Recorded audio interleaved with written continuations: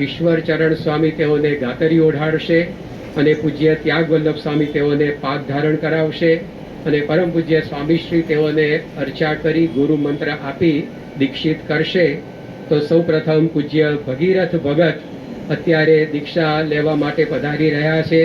તેઓનું મૂળ વતન જુનાગઢ, પરંતુ અહીંયા દારે સલામની અંદર તેઓ રહેતા અને અભ્યાસની અંદર તેઓ ફાઇનાન્સ વિદ્યા શાખામાં બેચલર કક્ષાનો અભ્યાસ એમણે કર્યો છે. અમેરિકાના બોસ્ટનમાં તેઓ જ્યારે અભ્યાસ કરતા ત્યારે ત્યાં પણ કિશોર મંડળના સંચાલક તરીકે તેઓએ સેવાઓ આપી છે. અભ્યાસ કરતાં કરતાં અને અભ્યાસ પછી પણ રોબિન્સવિલના અક્ષરધામમાં તેઓએ બાંધકામની અંદર પણ ખૂબ સેવા કરી છે.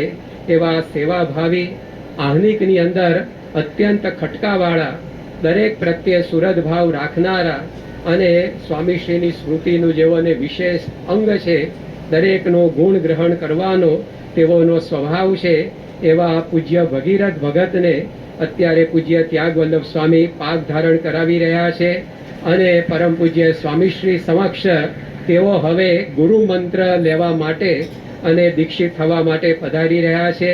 આજના પ્રસંગે પૂજ્ય ભગીરથ ભગતના પૂર્વાશ્રમના પિતાશ્રી કમલેશભાઈ લોઢિયા, તેમને આપણે વિશેષ અભિનંદન આપીએ, કારણ કે તેઓના એક પુત્ર દિગંતભાઈ સાધક એ તો એમણે સ્વામીશ્રીની સેવામાં સમર્પિત કરી દીધા છે અને આજે પોતાના બીજા પુત્ર આ પૂજ્ય ભગીરથ ભગત તેઓને પણ સ્વામીશ્રીને પોતે સમર્પણ કરી રહ્યા છે. એવા પૂજ્ય ભગીરથ ભગત અત્યારે સ્વામીશ્રી પાસે આવ્યા છે. તેઓ સ્વામીશ્રીના પાસેથી દીક્ષા મંત્ર, ગુરુ મંત્ર લઈ રહ્યા છે. સ્વામીશ્રી પણ તેઓને અર્ચા કરી રહ્યા છે. આજના પ્રસંગે એક વિશેષ ઘટના આપણે યાદ કરીએ. તારીખ 1 એપ્રિલ 2017ના દિવસે મહંત સ્વામી મહારાજ અહીંયા દારે સલામમાં બિરાજમાન હતા અને પૂજ્ય ભગીરથ ભગતના પૂર્વાશ્રમના કુટુંબીઓ સ્વામીશ્રીના દર્શન કરવા માટે આવ્યા. ત્યારે સંતોએ પરિચય આપ્યો કે સ્વામી આ 6 ભાઈઓ છે, એમાં મોટા નરેન્દ્રભાઈ, ત્યાર પછી કમલેશભાઈ, જીતુભાઈ, હરીશભાઈ, દિનેશભાઈ અને પ્રફુલ્લભાઈ, આમ કુલ 6 ભાઈઓ છે. ત્યારે સ્વામી શ્રી સામેથી બોલાવ્યા અને સૌથી મોટો હું એમ કરીને 7મા ભાઈ તરીકે તેઓએ પોતાની ઓળખ આપેલી. તો એવા આ પ્રાસાદિક અને કૃપાપાત્ર કુટુંબના પૂજ્ય ભગીરથ ભગત અત્યારે સ્વામીશ્રીને પાસે પ્રાર્થના કરી રહ્યા છે અને સ્વામીશ્રી તેઓનું દીક્ષિત નામ સાધુ પરમશીલદાસ સ્વામી રાખી રહ્યા છે.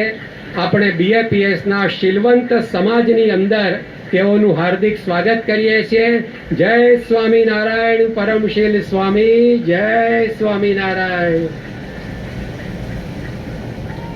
આ જ રીતે દારે સલામમાં જ જેઓ પોતે વિકાસ પામ્યા, અભ્યાસ કર્યો, એવા અન્ય એક પાર્ષદ પણ હવે પરમ પૂજ્ય સ્વામીશ્રી પાસે દીક્ષા